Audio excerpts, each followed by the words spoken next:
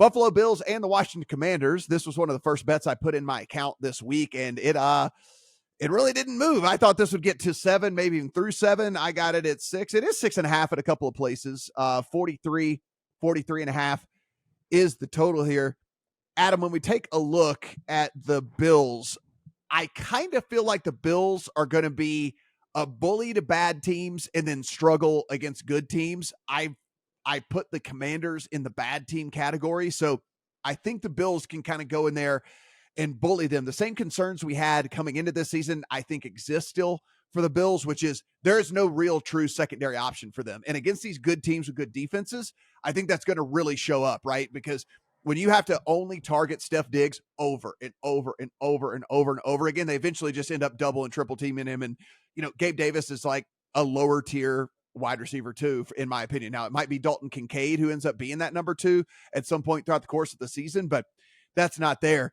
I'm going to be fading the Bills against elite defenses and probably backing them against teams that I think they can move the ball on and or pathetic offenses, which I think is where Washington fits in for me, where they're just not going to be able to score. And so therefore the Bills will do enough to be able to extend it out to, again, I need a touchdown in this one. So it's one of the first bets I put in. I don't love it, but it certainly was going to be Bills or pass for me. And so I took the Bills.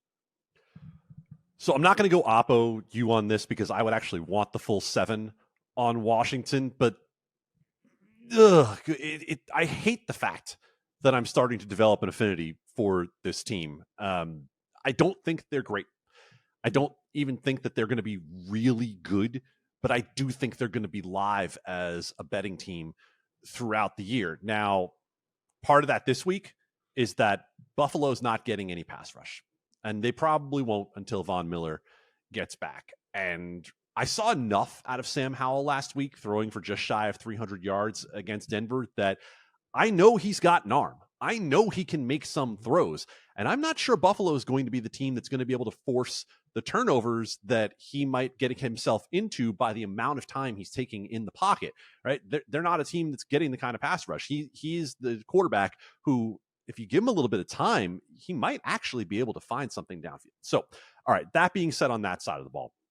On the other side, Washington's front 7 just finally came together last week, and they did make life difficult for Russell Wilson throughout the last 3 quarters of that game. That being said, I don't know how great they are in the back end, and Josh Allen absolutely looked the part. Watching some of the throws he made against the Raiders last week, I think a lot of people probably turned that game off after they got up by 14 points or so. Josh Allen was dealing last week against the Raiders, and I think it's absolutely possible that he does it again this week against the Commanders. However, the weapons the Commanders have, what I saw to Sam Howell last week, I do think they're a live chase team as well. So all of that said, it probably ends up being a game that I sit out unless it does touch that 7, in which I probably will have a little bit on Washington. Yeah, full touchdown certainly changes the equation. I think that would be the more appropriate number, in my opinion. Steven, what do you see here in the Commanders at home against the Bills? I'm with Adam on this one. I didn't bet it because I need the 7 too. I don't think we're going to get it, but it would be Commanders or pass for me. I also added a Chase Young 70-1 comeback player of the year ticket this week after his sack and a half last week. Now, DeMar Hamlin could play 1 snap this year and win that award, so I wouldn't endorse putting a lot of money into other players in this market, but his price is creating really big prices on the other guys in the market. So it's a sprinkle for me. Now, for this matchup, something really interesting happened with Josh Allen last week.